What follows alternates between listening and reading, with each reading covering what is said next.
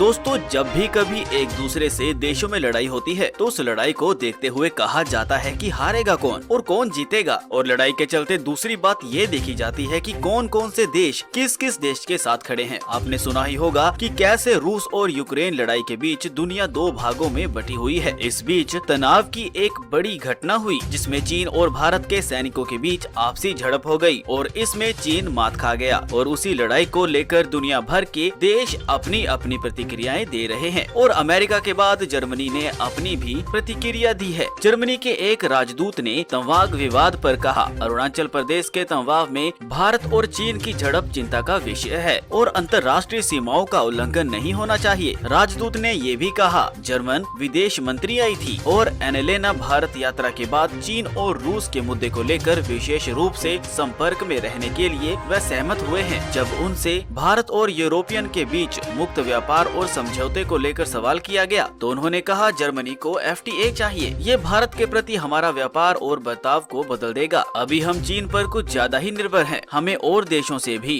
व्यापार और अच्छे समझौते बनाकर कायम रखने होंगे। ये हमारा दुर्भाग्यवश है कि भारत हमारी प्राथमिकता पर उतने स्तर पर नहीं है जितना भारत को होना चाहिए। उन्होंने कहा, आबादी और अन्य पहलू की नजर से देखें तो भारत के अलावा कोई अन्य देश नहीं है जो चीन देश से मुकाबला कर सके। लोग अभी भी वियतनाम और मलेशिया की तरफ देखते हैं, लेकिन मुझे नहीं पता वे ऐसा क्यों करते हैं। शायद इसके पीछे भारत में संरक्षणवादी माहौल है और रेगुलेशन से जुड़ी समस्या है। दूसरी ओर तंवाग हाथोपाई को लेकर उन्होंने कहा, मुझे इसकी पूरी जानकारी नहीं है, लेकिन मैं इसे लेकर चिंता में जरूर हूँ। अंतर्राष्ट्रीय सीमा पर कभी उल्लंघन नहीं होना चाहिए। अन्य स्तरों के साथ साथ जब पावर कीमतों और शरणार्थियों की बात आती है और जब रूस से निपटने की बात आती है तो हम रूस की इस अकर्मकता को लड़ाई के रूप में हर दिन देखते हैं। मुझे तंवाग में हुई झपट की पूरी जानकारी नहीं है, लेकिन वहाँ हिंसा हो रही है, लेकिन अब पूर्वी देशों में भी हो रही है। ये चिंता का विषय जरूर है। हिंसा नहीं होनी चाहिए। तो आप समझ सकते हैं कि कैसे दूसरी प्रतिक्रिया जर्मनी से आई है। दोस्तों, वैसे अगर युद्ध हुआ तो चीन का समर्थन सबसे कम देखने को मिलेगा और भारत के हित में काफी देश होंगे, क्योंकि चीन ने भारत के साथ साथ काफी और देशों को मुश्किलों में डाल रखा है और इसी का नतीजा है चीन के साथ लोगों को खड़े रहने में काफी दिक्कतों का सामना करना पड़ेगा और ये जर्मन प्रतिक्रिया उसी का प्रतीक है। आपकी इस खबर को लेकर क्या राय है? आपकी जो भी राय है वो आप हमें नीचे कमेंट बॉक्स में कमेंट करके बता सकते हैं। हम इसी तरह की वीडियोस अपलोड करते रहते हैं। आप हमारे चैनल को सब्सक्राइब कर लीजिए और साथ में दिए गए बेल आइकन पर भी क्लिक कर दीजिए। उससे आपको हमारी अपलोड की गई वीडियो की नोटिफिकेशन सबसे पहले मिल जाएगी। यहाँ तक बने रहने के लिए धन्यवाद। चलिए आपको बताता हूँ एक और बड़ी खबर। दोस्तों, तालिबान अब पाकिस्तान के लोगों के लिए खतरनाक बनता जा रहा है, क्योंकि पाकिस्तान चाहता है कि तालिबान उसके इशारे पर नाचे, लेकिन तालिबान पाकिस्तान को सूचेत कर रहा है कि मेरे सामने मत आओ। इसी बात के चलते दोनों में बहसबाजी जारी है। यही कारण है कि लगातार पाकिस्तानी सैनिक लोगों की मौत हो रही है। साथ ही पाक के समर्थक अफगानिस्तान में बम फोड़े जा रहे हैं। इस लड़ाई में पाकिस्तान और तालिबान दोनों एक दूसरे के आमने सामने हैं। इस खबर के चलते एक और नया मामला देखने को मिल रहा है। खबर की सुर्खियां माने तो पाकिस्तान और अफगानिस्तान की सीमा पर रविवार रात को गोलीबारी हुई। दोनों तरफ से हुई गोलीबारी में एक पाकिस्तानी नागरिक और एक अफगानिस्तान नागरिक मारा गया। पाकिस्तानी पुलिस अधिकारियों का कहना है कि अफगान सीमा वालों ने चमन सीमा पर भारी हथियारों के साथ हमला किया, लेकिन फिर देखते ही देखते लगातार गोलीबाजी शुरू हो गई। आपकी जानकारी के लिए बता दें कि यह बॉर्डर क्रॉसिंग पाकिस्तान के पश्चिम बलोचिस्तान प्रांत को अफगानिस्तान के दक्षिणी प्रांत से जोड़ता है। पाकिस्तान सेना ने अपने बयानबाजी में कहा है कि पाकिस्तान की ओर से गोलीबारी में 6 नागरिक मारे गए हैं और 17 से ज्यादा घायल हो गए,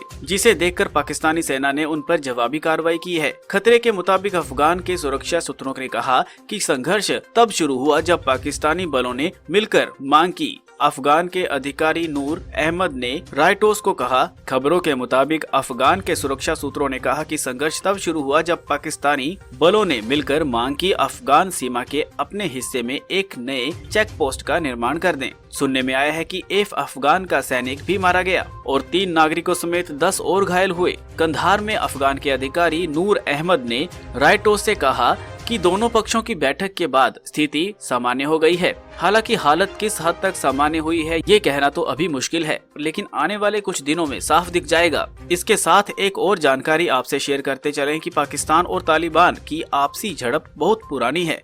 पिछले साल काबुल पर कब्जा करते हुए आपस में बहुत से टकराव हुए। साथ ही पिछले महीने 13 नवंबर को एक अनजान व्यक्ति के द्वारा हाथ में बंदूक पकड़े अफगान क्षेत्र में गोलियां चलानी शुरू कर दी। इसलिए पाकिस्तानी सैनिक की मौत हो गई थी और 2 अन्य घायल हो गए थे। तो इससे आप अंदाजा लगा सकते हैं कि दोनों के बीच लड़ाई चलती ही रहती है। काबुल में पिछले दिनों में 2 बड़े धमाके हुए थे। इस हमलों की जिम्मेदारी टीटीपी ने ली है। टीटीपी एक पाक समर्थित आतंकी संगठन है और पाकिस्तान की सेना उसकी मदद करती है। यही कारण है कि अब तालिबान भड़क गया है और उसका कहना है कि हमें पकड़कर पाकिस्तान सेना हम पर हुक्म चलाना चाहती है और हम ऐसा बिल्कुल नहीं करेंगे। उन्होंने ये भी बताया कि पाकिस्तान और पाक आर्मी को मुंह तोड़ जवाब भी देंगे। इसी का नतीजा है कि दोनों के बीच अब तक रिश्ते बहुत कच्चे हो चुके हैं। दोस्तों, आपकी इस खबर को लेकर क्या राय है? आपकी जो भी राय है वो आप हमें नीचे कमेंट बॉक्स में कमेंट करके बता सकते हैं। दोस्तों, हम इसी तरह की वीडियोस अपलोड करते रहते हैं। आप हमारे चैनल को सब्सक्राइब कर सकते हैं और साथ में दिए गए बेल आइकन पर भी क्लिक कर सकते हैं, जिससे आपको हमारी वीडियो की नोटिफिकेशन सबसे पहले मिल जाएगी। और दोस्तों, आप हमारी वीडियो को लाइक और शेयर भी जरूर कीजिएगा, ताकि ये वीडियो उन तक पहुँच पाए जो इस चैनल तक नहीं पहुँच पाए हैं। यहाँ तक बने रहने के लिए धन्यवाद।